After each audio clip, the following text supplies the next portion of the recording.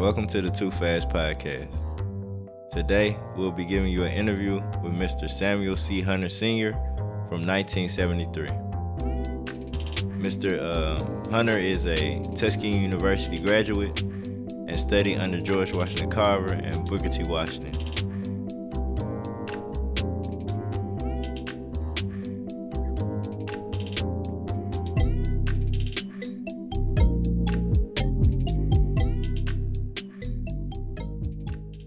The Carver Integrative Sustainability Center presents the Too Fast Podcast, where the future farmers and agricultural specialists are serving you the weekly scoop on the world.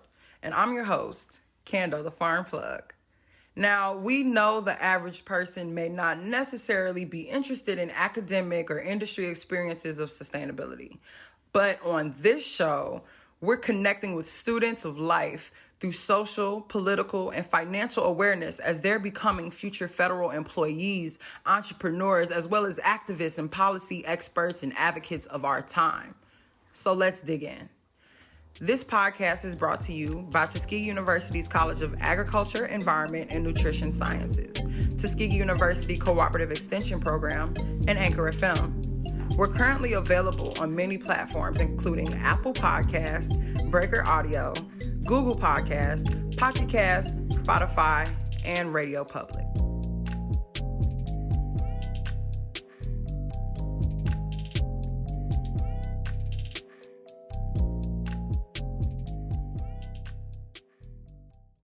Like I said before, this is an interview with Samuel C. Hunter Sr. This is from a special collections at the Pikes Peak Library District. The collection description goes as follows. This interview with Samuel Crockett Hunter Sr. of Colorado Springs, Colorado, is by Brenda Hawley and Norman Sams. Mr. Hunter was born January 26, 1892 in Wellmar, Texas. He moved to Colorado Springs in 1920. The topics of this interview include college in Texas at Prairie View State Normal Industrial College, that's known today as Prairie View A&M at HBCU, and the Tuskegee Normal and Industrial Institute, that is Tuskegee University now. He attended Tuskegee University from 1910 to 1914. He studied under George Washington Carver, Booker T. Washington. He speaks on that. He speaks on works available to blacks in Colorado Springs, discrimination and segregation in Colorado Springs, starting his own business as a mortician in 1925, segregation of burials in the cemeteries, membership and activity with the NAACP in Colorado Springs from 1922 on, segregation in movie theaters, segregation lawsuits in Colorado, segregation in fraternal organizations, race relations in Colorado Springs. And that would be it for the topics. Mr. Hunter died May 1981 in Colorado Springs. His audio recording is available at the Pikes Peak Library District Special Collections. This interview took place in 1973. I think it's about 40-something minutes long. This is part of the Civil Rights History Project Survey of Collections and Repositories. And this is available online at the American Folk Life Center. I think that's all. Let's get into the interview. This is Brenda Hawley and Norm Sams interviewing Samuel C. Hunter Sr., June 22nd, 1973, at 10:30 a.m. at the Penrose Public Library.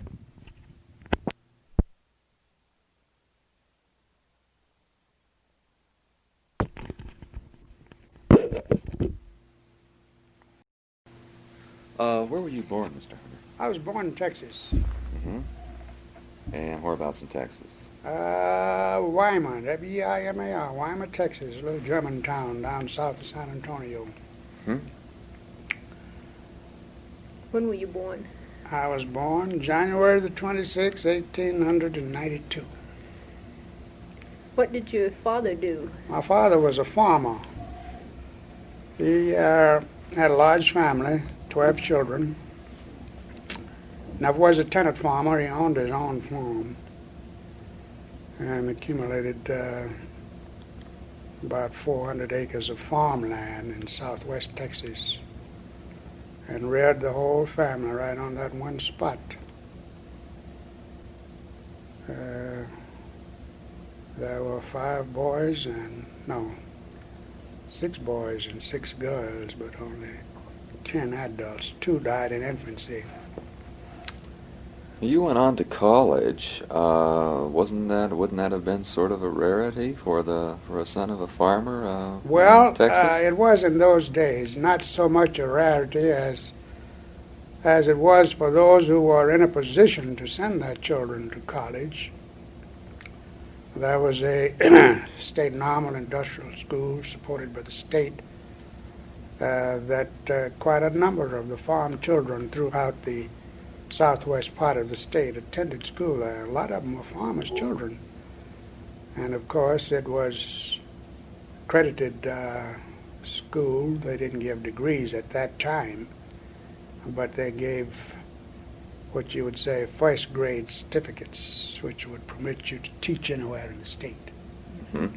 It was called the Prairie View State Normal Industrial College. Prairie View? Prairie View. Did you get the name right? Okay. Is it in Prairie View, Texas? Yes, Prairie View, Texas. Mm-hmm. 45 miles north of Houston.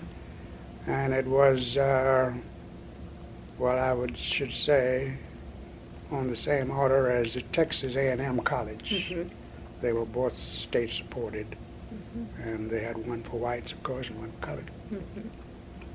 Who were some of the men the teachers that might have influenced you at all while you were in college or during this early period of time? Well, I tell you, there was one teacher that influenced me greatly. That was my grade school teacher. Of course, I went to country school and finished the country school. They had, of course, they didn't go any farther than the 10th grade in those days. Mm-hmm. Down in Texas, and they only had 7-month schools. So, I don't know, she was instrumental in having my parents become interested in sending me to this state school, which was not too far away. I should say I was about 90 miles from Houston, and it was 45 miles northeast of Houston. And so she influenced them, and I wanted to go, and she encouraged me to go. And then after I had gotten to Prairie View and finished my course there, the man that was in charge of the agricultural department encouraged me to go to Tuskegee and take a postgraduate course in agriculture that I might become qualified for one of the extension jobs in the state of Texas. Mm.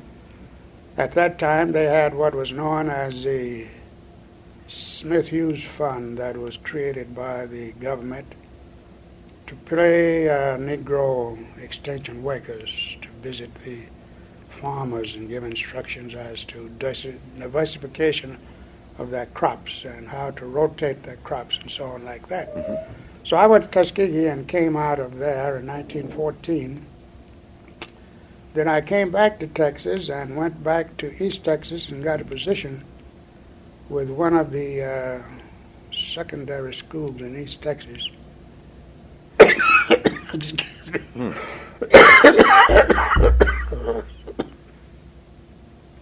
As a county agent.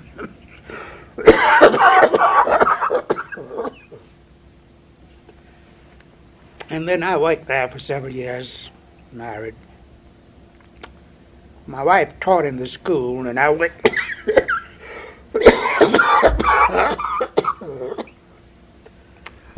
So I worked there as the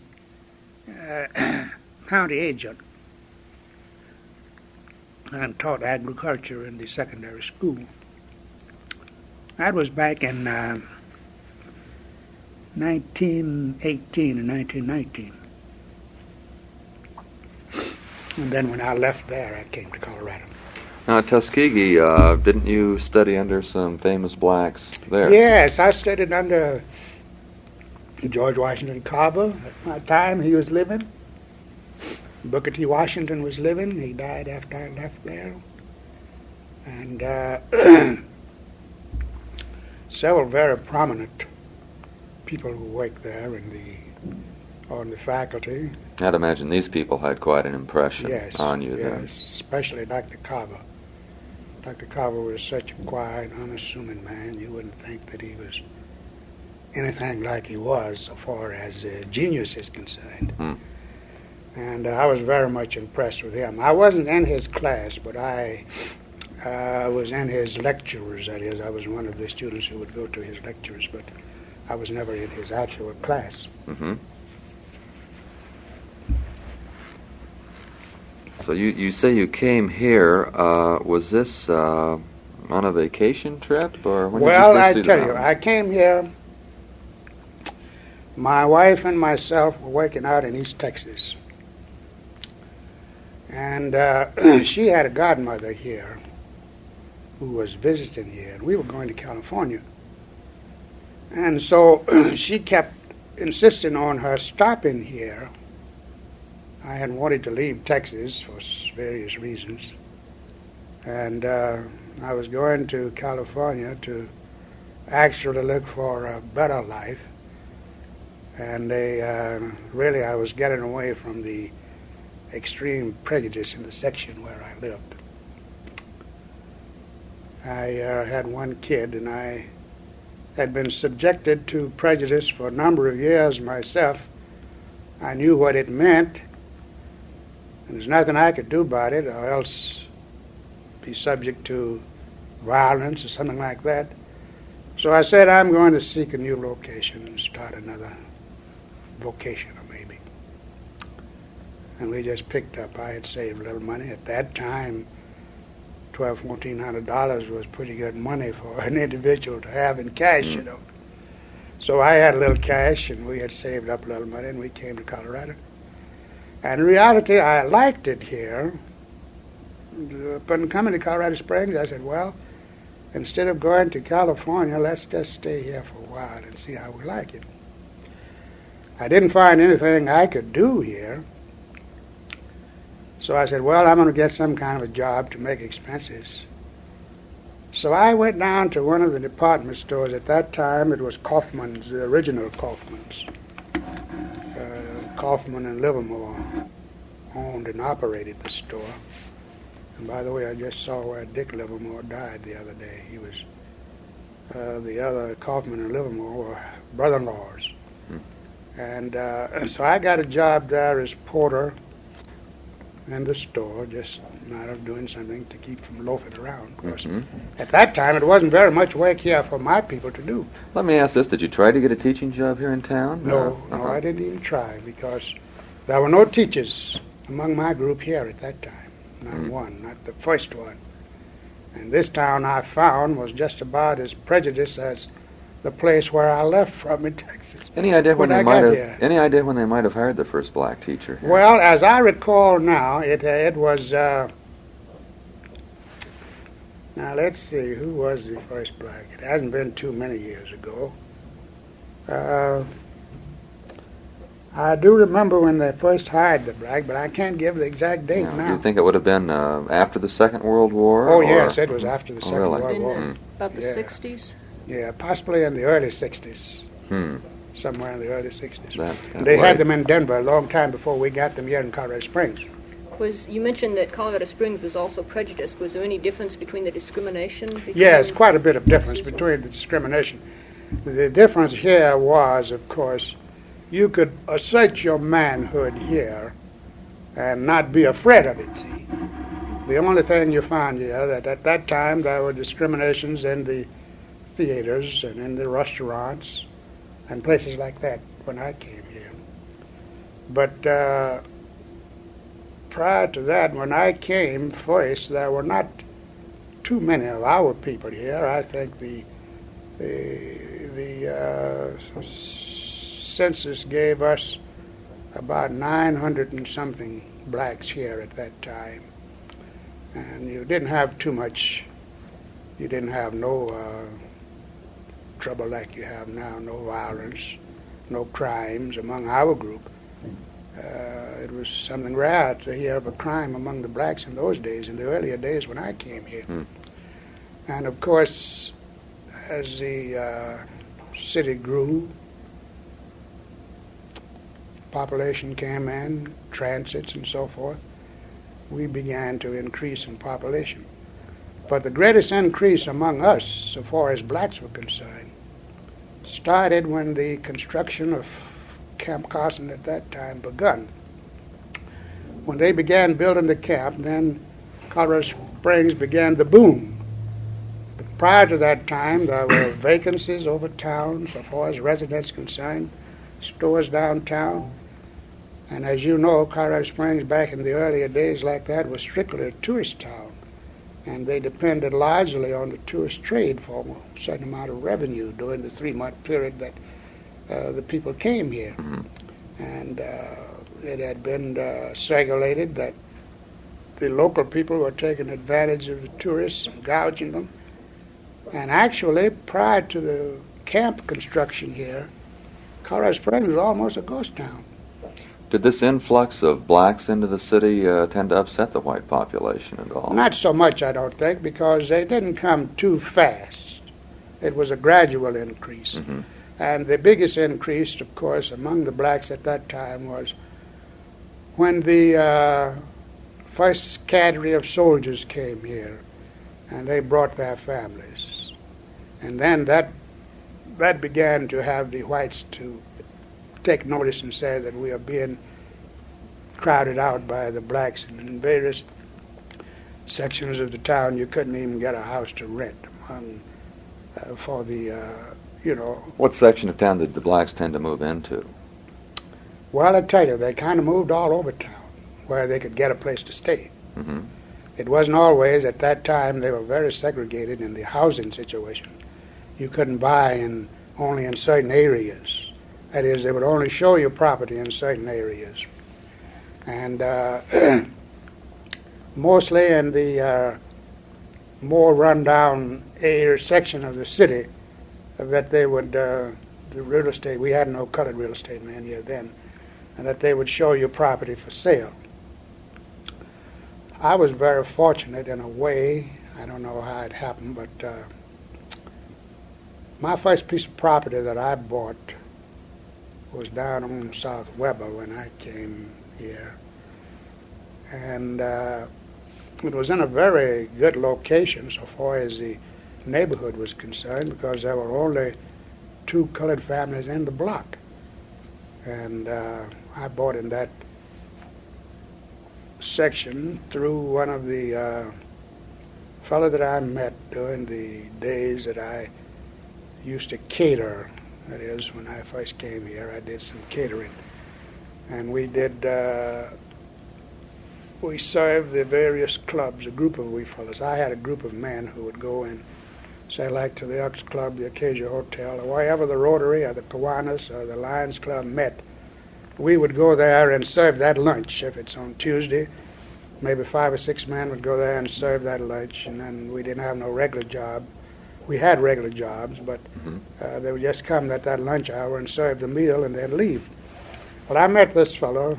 His name was Sheriff. Possibly you weren't here when the Dollar Bill and Loan Association was first started by the name of a man by the name of Sheriff was the head of it. What was the association again? Dollar Bill? Dollar Bill and Loan Association. And Sheriff was the head of it. And the fellow told me that he had a piece of property he wanted to sell me, and that's where I am now. And I went to Mr. Scherer, and he financed this property. And that was while you were catering and working at Kaufman's. While I was working at the bank at that time. You see, I had left the department store, and there was a fellow that belonged to my church that lived in Cleveland, Ohio. He was going back home, and he was working at the Colorado Savings Bank at that time. And he wanted to know if I would take his place. So I took his place there in 1923, 22, I'm 23, I believe. And worked at the bank until I opened up my mortuary. What sort of work were you doing at the bank? I was more or less a runner, porter, and then running for errands, checks, short checks, and on errands like that. No, we couldn't get in. The only thing, we couldn't get even bookkeeping job or nothing at any of the banks at that time. No room for advancement at all? No chance for advancement, whatever. And of course, it was later broken down as the years grew on. But we never had a chance to do any of that type of work.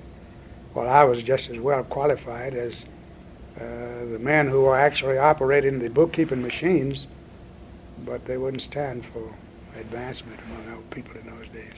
And for a teller, that was unheard of.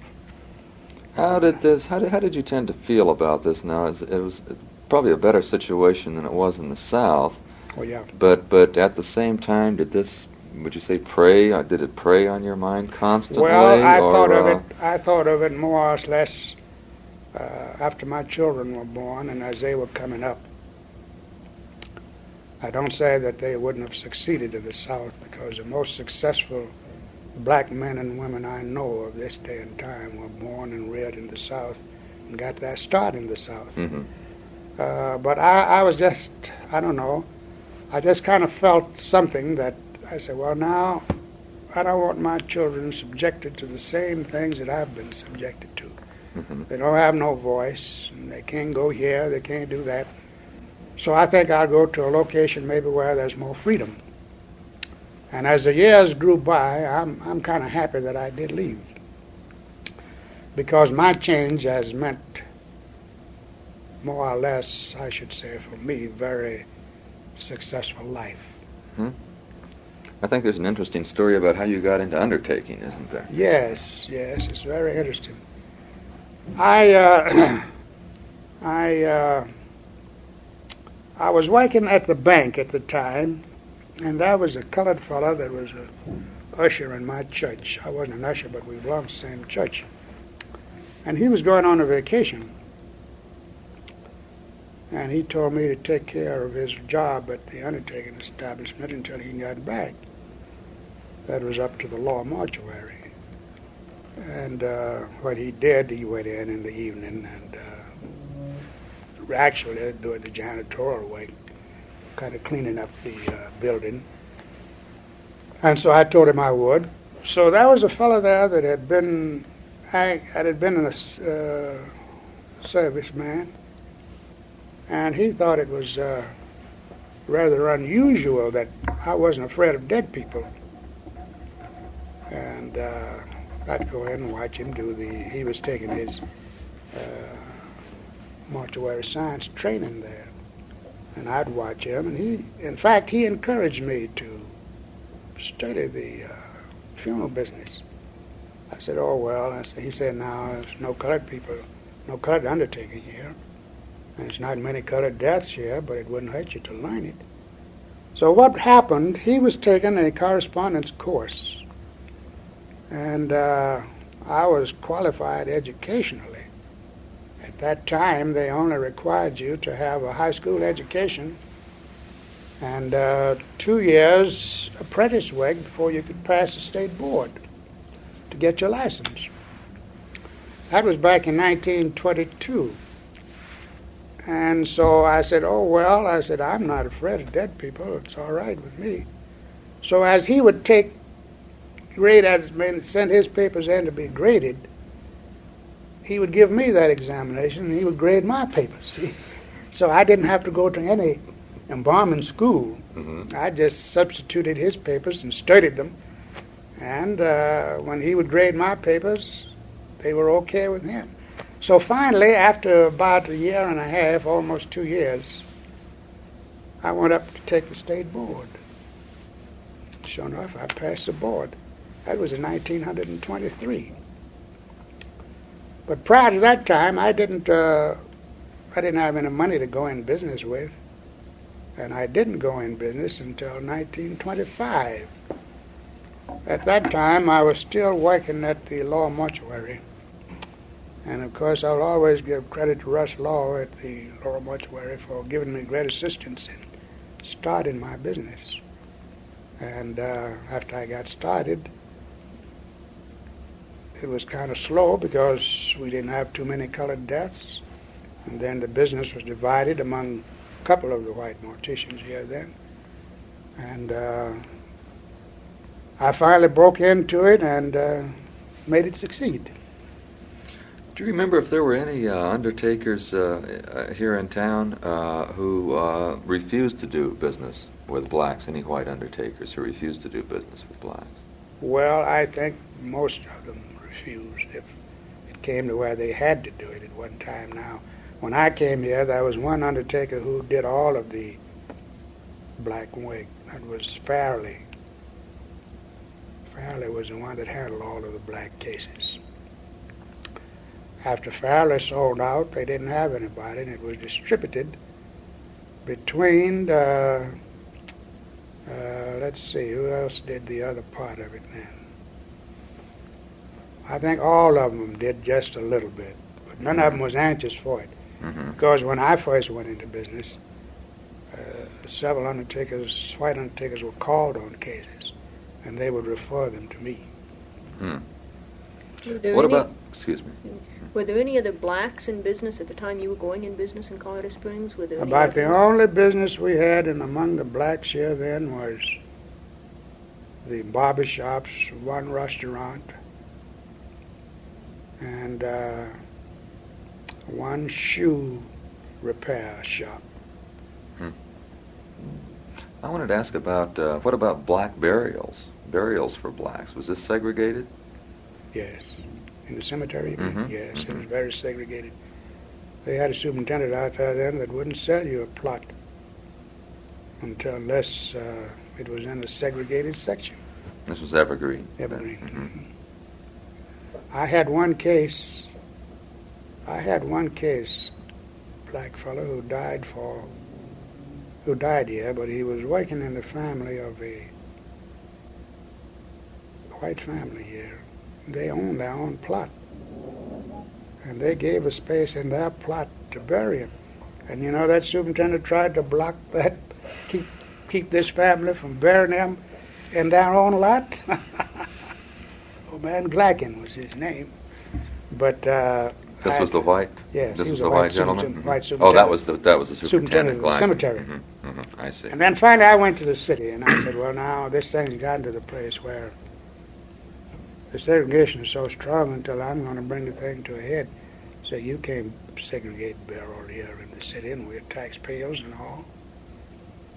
So as the years went by, finally broke down where you could buy any place you wanted to in the cemetery. But it was strictly segregated when I first went in business. Mm-hmm. About when was it when you think this broke down? Well, this broke down, let's see, I went in business in 25. This was possibly in the, they didn't break this down until the late 40s. Late 40s. Yes. Well, you must have had to make a significant investment for Yes. equipment and all, and Yeah. Yes. now you're into real estate now. Not me, I my understand. son. Ah, your son. It's my son that's in the real estate business. I see. You see, I retired after my wife died in 1964. I retired from the funeral business in 1965. And in reality, I just gave the son the business. He was in Denver at the time. And I told him that I was going to sell it. If he wanted, he could have it. And he came back and took it over. And he's operated the business with the real estate firm ever since. I haven't received any, I own the property, but I've never received any revenue from the funeral business since I retired. I just left it all up to him, whatever he made out of it. Didn't charge him no rent or anything, just kind of gave it to him. And if he made good, all right, and if he didn't, why, that was his fault. How many children do you have? Do you have any others? I have two besides the children. I have a daughter living, Barbara Mendez, and she's married, and she's been out to Carson now for, I suppose, she's in the headquarters office as the court stenographer, and she's been there since before she married. I've had two children born here, Barbara and another boy, the boy next to Sam. Sam was born in Texas and spent his first birthday in Colorado Springs. Then I had a second son that was born here, and unfortunately he died at 18 months. And then 8 years later, Barbara was born. So there was only 3 children born to this marriage. Were you active early in the NAACP? Here Yes, in I town? was. I've always been a member of the NAACP. And when I came here, they had an active organization. Reverend A. Wayman Ward, the minister of the Payne AME Church, was the president of the NAACP. That was in the That was in Colorado Springs. when you first came when I here. first came here in 1920. Mhm. But I didn't join the organization until 1922, when I became an active member. And then, of course, I've actually been a member for a number of years. What are some of the significant accomplishments that they've worked on over the years? Were they active with the restaurant and the Yes, theater? the NAACP was, I think, more active in the first breaking down of segregation in the theater. I remember distinctly back in the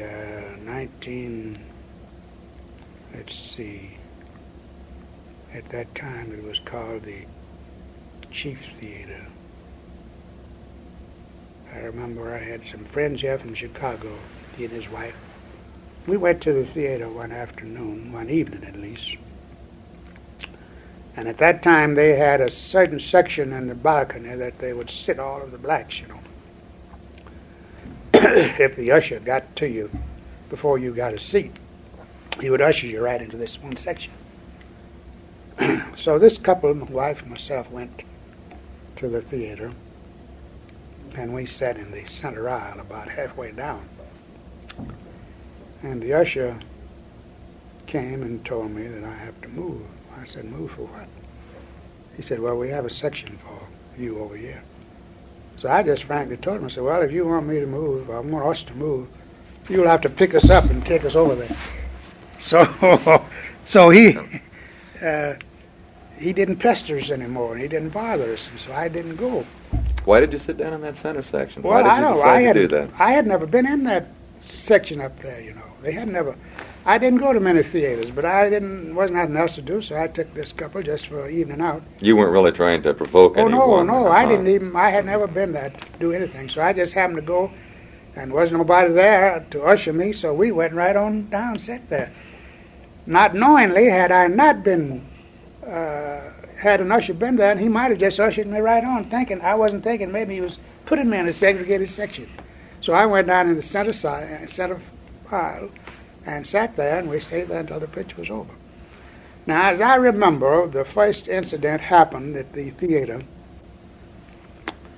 There was a young lady that lived here, Juanita Harrison. She was a school teacher from Oklahoma. And that was my first incident on something big that the NAACP entered into, is when she brought suit against the theater for them molesting her because she didn't sit in the segregated section. And she won, of course. She won the suit. Because we've always had, non-segregation laws in Colorado, but they didn't enforce it, so if they could get away with it, why, they would go ahead, because there were so many of the resorts, things like that, in this community at that time owned by Southerners, until you naturally would expect maybe them to try to enforce the Southern segregation here just like they did at home. Mm-hmm. And after that was broken down, it began to clear up. You began to be able to go in restaurants and eat, and you began to get a room in a hotel. And it just began to clear up until it finally, just like it never happened, Could you put an approximate date on that case? Well, I wouldn't know exactly now. I'd have to go back and look up some records to see, but it's a long time after I lived here when that case transpired. After the war, then? Yes, after the war, yes. Did this case itself tend to break down the... Yes, that was the starting of all of that case itself began to break down all of the segregation in the theaters, restaurants, and hotels. Were there any other cases, say, in connection with the restaurants or anything that you know Oh, of? yeah, there had been several other cases that had come to the attention of the courts for segregation but none quite as prominent as this one was, because this guy made quite a fuss about it, and the others were more or less quietly acted upon. Were there any whites working with the NAACP in Yeah, town there at the were a time, few. too? There were a Can few. do you remember any names? I don't remember any names now. Mhm. To tell you the truth, I don't. Hmm. I don't remember the names of those, but there has always been some whites connected with the NAACP, and that was in sympathy with the program that they were progressing. Did the newspapers tend to pick up the stories and things about the cases here? Well, I wouldn't say that they did in a favorable way. They would comment on it, but I think they were, of course, of the same opinion as the other groups, that they were prejudiced in their action also at that time. What about names of blacks who were very involved with this? Blacks who you think have really done something for the black here in town? Well, you would have to go back. Maybe we never did have what you would call actual outstanding black leader in the community. There were some self-proclaimed leaders, and there were others who felt that they were leaders, but they weren't in a position to do very much. I don't know as we had too many very prominent blacks. We had some very active blacks in the community, so far as those that were connected fraternally and religiously, that took an active part in the civic affairs. But I can't name you any one outstanding black individual who went to the front and was prominent. You mentioned fraternity or fraternal organizations and churches. What have been your affiliations along those lines? Well, my affiliation has been in the African Methodist, what we call the African Methodist Episcopal Church. That's a Negro church, founded by Negroes, operated by Negroes. This was the Payne Chapel. Mm-hmm. Then my fraternal connections were with the Masonic Lodge, Pikes Peak Lodge number 5, what we call Prince Hall affiliation, and the Elks Lodge, which I was one of the founders of the Elks Lodge, one of the chartered members of it.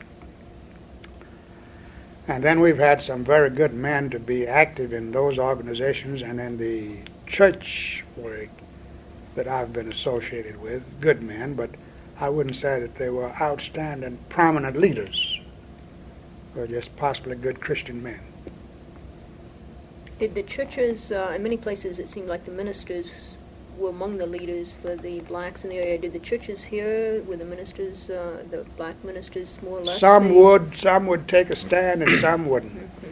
Now you take the most, well, I should say possibly one of the greatest leaders that I know of since I have lived in Colorado Springs was, from a civic point of view, was A. Wayman Ward. He was the minister of the Payne Chapel AME Church for a number of years. And, well, he was a well-educated man, too. He was a Yale graduate and was quite a leader. But with the other denominations, we didn't have too many highly educated ministers in the earlier days. The men who were educated for the ministry, they were more or less men who would just say that they were called to preach. And they didn't have the background for leadership so far as civic work was concerned. Looking at Colorado Springs today, do you see some areas that still need work on in regard to race relations in the city? Oh, yes, there's always a great improvement to be made along those lines. We are still not so much so as it used to be, but we still have some forms of segregation here now, even with all the changes that have been made. The housing situation isn't thoroughly broken down, but it is very much improved to the extent now where you don't have very much trouble in buying in any area that you want to. But you still have certain sections that would rise up now, even if a black person would move into that area. You still have that. You still have that to contend with. Do you have any comments to make on the segregation in the fraternal organizations? Do you have feelings about that? Well, I think it'll be a long time before that's broken down. You think it should be, then? Oh, yes, I think it should be. I don't think there should be any segregation fraternally, because you take the white Masonic body, I should say 75% of them now doesn't recognize the black Masonics. We have, of course, the original charter for the Masonic fraternity that came from England, of the Prince Hall Masons. We are the only black recognized Masonic organization in the country because we are the Prince Hall affiliation.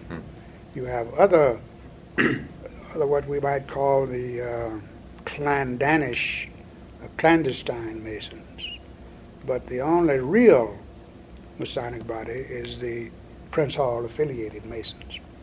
And then, of course, as I see, the Elks would never take in a black candidate. They don't now here in this town. They're still segregated, and those are about the only two big organizations that's operating in the community. They used to have some others, but they didn't amount to very much. You still have that segregation among the fraternities. What about the real estate board? Is it segregated? I don't think it is I don't know much about it, but, my son's very active in it, and he's been on the board. He's been on the real estate board, so I don't suppose they are as segregated as they used to be, because I'm not very much acquainted with the activities of the real estate work. Besides the housing, is there other areas that you think need to have things done with as far as Well, what about jobs today in the area? well, that's one of the big problems, job discrimination. I think it's opened up more and more as you look around and as you see now. It's amazing to see what changes have been made after, say, the last 10 years. You go in a telephone company and you see the girls working in all departments. You go into banks and you see the girls working there, which was unheard of years and years ago, see. So I don't think it is as bad.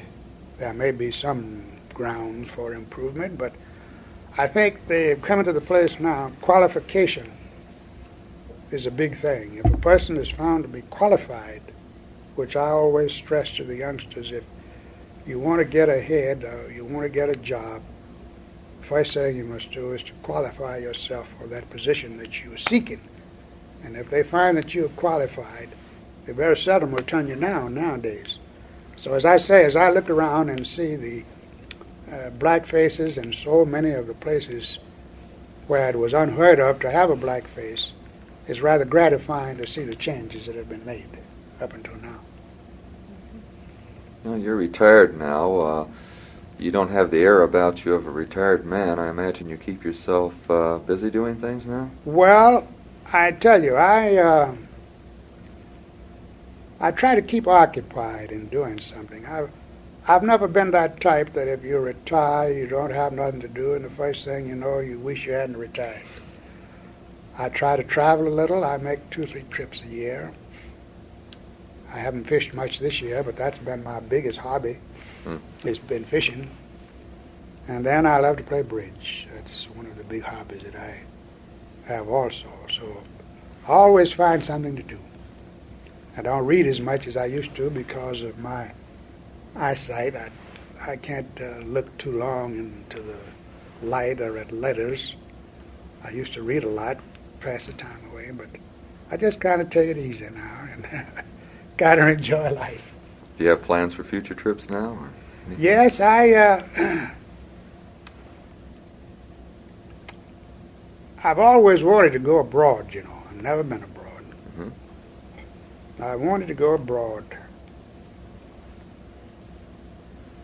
Go to the Holy Land has been one of my aspirations. And unfortunately, I guess, or fortunately, I don't know which, I never married since my wife passed in '64. And I took one trip along, that was to Hawaii. While I enjoyed the trip there, it wouldn't have been as enjoyable as if I had had a companion or someone with me, you know. So, I don't know, it may be before it's too long gone. I don't have too many more years, so it may be that I'll get to take this trip either next year or this year. Wonderful. Anyway, Wonderful. that's been my plan to do that. Very good. Nice. Now, do you have any more questions, I Brenda? don't believe so. Enjoyed the conversation. I don't know as I've given you anything, but